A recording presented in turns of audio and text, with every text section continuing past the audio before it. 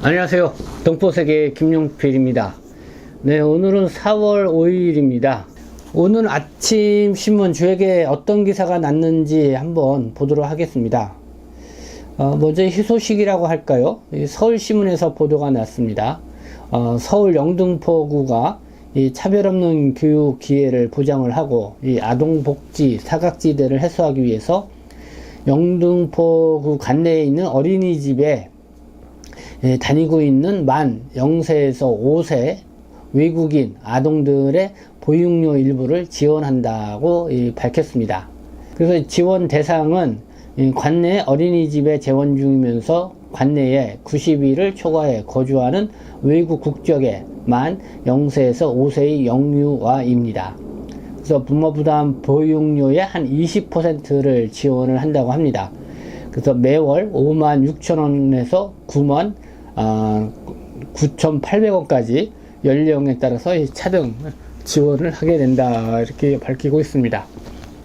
그래서 이번 지원 사업으로 이 보육료 지원을 받을 수 있는 영등포 관내 외국인 영유아는 480여 명 정도 된다고 이렇게 보도를 하고 있습니다. 두 번째 소식은요, 우크라이나 전쟁이 장기화되고 있는 가운데 이 러시아군의 인간인 학살이 세계적 이슈로 떠오르고 있습니다. 이 전쟁 범죄, 특히 이 제노사이드, 이 대량 집단 학살이죠. 이런 문제들이 새로운 이슈로 떠오르고 있는 상황인데요. 국회 외교통일위원장인 이광재 의원이요, 이 우크라이나의 고려인 난민 이 국내 수용을 준비해야 한다고 밝혀서 또 관심을 끌고 있습니다. 그래서 이광재 의원은 외교통일위원장 자격으로요, 8일 우크라이나 이 고려인 피난민들이 많이 있는 폴란드를 직접 방문하겠다는 이런 의사도 밝혔습니다. 네, 여기 이제 동아일보에 이렇게 좀 보도가 났습니다. 우크라이나 난민 국내 수용 준비해야. 그래서 MBC 라디오 방송에 출연을 해서 이 우크라이나 난민 중 고려인 1000명 정도가 폴란드 난민촌에 있다. 그래서 8일 폴란드 난민촌 현장에 직접 가서 빨리 한국에 오길 원하는 분들을 도우려고 한다, 이렇게 보도가 났습니다. 그러면서요, 연해주에서 강제 이주당한 고려인은 우리의 아픈 역사이다. 가슴 아픈 역사의 후예들을 당당하게 보호하고 함께 해야 한다고 생각한다.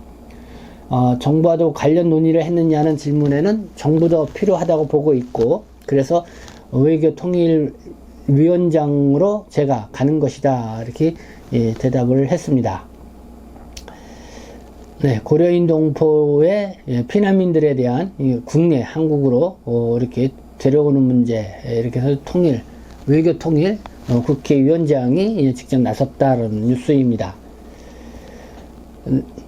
지금 코로나19 상황도 좀 보도록 하겠습니다. 이 한국에서는 이 4월 들어서 뭐 방역이라든가 뭐 이런 것이 많이 완화되고요. 이 사회적 거리두기도 어제부터 모임이 10명까지 가능해지고, 또 영업시간도 밤 12시까지 이렇게 가능하게 되었죠. 그리고 2주 뒤면은 외부 밖에서 이 마스크도 쓰지 않게 될 것이다 라는 이런 전망도 해놓고 있습니다. 그러나 여전히 또 오미크론 뿐만 아니라 뭐 스텔스 오미크론에다가, 그리고 지금 신종 변이 XE라고 하는 것이 또 아시아, 유럽 쪽에서 발견되고 있다고 해서 또 이렇게 관심을 끌고 있죠. 이와 관련해서 이 중국 상황, 다시 이제 관심을 끌고 있습니다. 중국 신규 확진자가 어제만 해도 뭐 13,000명 돌파를 했습니다. 그래서 2년 전에 코로나19가 처음 발견된 우한과 같은 비슷한 상황으로 접근해 나가고 있다, 뭐 이런 얘기입니다. 그리고 중국에서 이 상하이에 군 인력 한 2,000여 명을 의료 인력이죠, 이 상하이로 급 파견을 했다라는 소식도 오늘 들려왔습니다. 그래서 이렇게 군 의료진을 대거 이렇게 파견한 것, 이것도 지난 2020년 우한 사태 이후 처음 있는 일이다. 그래서 관심을 끌고 있습니다.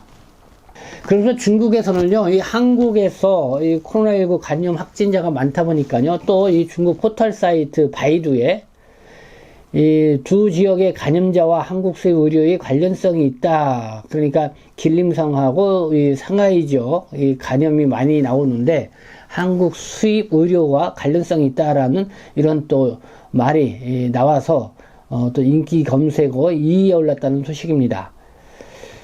윤영성 다렌시하고 장수성 창수시 이 방역 당국이 그렇게 발표를 했죠. 이 한국의 수입 의료를 통해서 이렇게 코로나가 전파될 가능성이 있다고 하면서 거기에 대한 방역을 뭐 강화하겠다 이런 얘기를 나온 적이 있습니다. 그게 시발점이 되다 보니까 자꾸 이런 이야기들이 나오는 것 같습니다.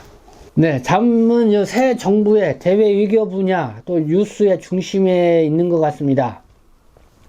지난 3월 31일 한국경영학회, 한국경제학회, 한국정치학회, 한국사회학회, 경제인문사회연구회 이 4대 학회인데요. 여기서 이 대한민국의 지속가능한 발전을 위한 새 정부의 과제를 이렇게 주제로 이 대한상공회의소에서 이 공동 학술대회를 열었습니다. 이때 이 지난 11일부터 6일간 이 소속 학자 1,086명을 대상으로 이 윤석열 정부가 추진해야 할 과제를 제시를 하고 이에 대한 우선순위를 묻는 그런 설문조사를 했는데 그 결과를 발표해서 관심을 끌었습니다. 그 결과 이 좋은 일자리의 지속가능한 창출이 가장 중요하다는 이런 결과가 나왔는데요. 또 주목해 볼 것은 미국과 중국 간의 경쟁 시대에 적합한 외교 정책을 추진해야 된다는 이런 것도 중점 과제로 제시되었다는 점이 주요 이렇게 관심을 끌었습니다. 이어서 이 국민일보가 보도를 했습니다. 국민 10명 중 9명이 새 정부는 미국과의 최우선적으로 협력을 해야 된다는 이런 여론조사 결과가 나왔다는 것입니다. 이 전국경제인연합회가요, 시장조사 전문기관이 모너리서치에 의뢰를 해서요, 국민 1000명을 조사했는데요, 86.8%가 새 정부에서 최우선적으로 협력해야 하는 국가로 미국을 선택을 했다는 것입니다. 그리고 북한이 5.0, 중국이 3.2, EU가 2.1, 그리고 일본이 1.4%였습니다. 네, 그러니까 새 정부가 최우선적으로 협력해야 할 국가, 네, 86.8%가 미국, 그 다음에 북한이 5.0, 중국이 3.2, EU가 2.1, 일본이 1.4였다. 이런 것입니다. 네, 한중 관계, 참, 이것이 어떨 것인가, 뭐, 이런 관점에서 이 뉴스를 좀, 여러분들에게 소개를 해드립니다. 그러면서 이 한국일보가요, 이 윤석열 외교에는 중국이 없다라는 이런 특파원 시선, 이 칼럼이 게재가 돼서요, 좀 관심을 끌고 봤습니다. 새 정부의 이 외교 관계, 한미 관계는 동맹을 재건하는 큰 틀 안에서 움직이자, 뭐 이런 거였고, 일본은 미래지향적인 한일 관계를 제시를 했습니다. 반면에 이 한중 관계에서는 안 보인다는 것입니다. 물론 윤석열 당선인이 대선 당시 기자회견에서 이 사드 추가 배치 뭐 이런 가능성을 언급을 했죠. 그러나 이거는 상당히 중국에서 이렇게 예의주시하는 상황이기 때문에 이거를 외교 정책이라 이렇게 부르기는 좀 쉽지는 않죠. 그러다가 어쨌든 이 시진핑 주석하고 또 최근에 전화 통화를 했다고 이렇게 보도가 났습니다. 그래서 시진핑 주석은 한국과 이 중국과의 관계, 이사 갈래야 이사 갈 수 없는 아주 가까운 관계이다라는 그렇게 이제 표현을 했었고, 여기에 이제 윤석열 당선인은 이 한중 관계에 있어서 상호 존중을 이렇게 강조를 해서 이 얘기를 했습니다. 그렇게 하면서 지금 이 한국일보에서 낸 이 특파원의 시선, 내용을 보면은요, 동맹 강화, 그러니까 미국과의 동맹 강화죠. 이걸 1순위 외교 과제로 낸 것만큼 한중 간의 냉교류는 불가피할 수밖에 없다. 한중 수교 30주년에 기대를 걸어 볼 똘똘한 정책 하나가 보이지 않는 것이 걱정스럽다. 동맹 강화는 쉽다. 미국도 바라고 있다. 반면 한중 관계를 훼손하지 않으면서 동맹을 강화하기는 말처럼 쉽지 않다. 동맹의 한 걸음 다가갈수록 중국의 반발 수위도 고조가 된다. 그래서 차기 윤석열 정부의 진짜 외교 실력은 한미 동맹이 아닌 한중 관계에서 드러날 것이다 라고 이렇게 매진말을 하고 있습니다. 네, 오늘 4월 5일 청명을 맞이합니다. 오늘 또 새해 또 농사를 시작하는 날이기도 하고요. 씨앗을 뿌리고 나무를 심는 또 그런 날이기도 합니다. 그래서 올해는 어떤 씨앗, 어떤 나무를 심을까 뭐 이런 마음으로 오늘의 뉴스를 한번 들여다봤습니다. 네, 지금까지 시청해 주셔서 감사합니다. 저는 동포 세계시민대표 편집장 김용필이었습니다.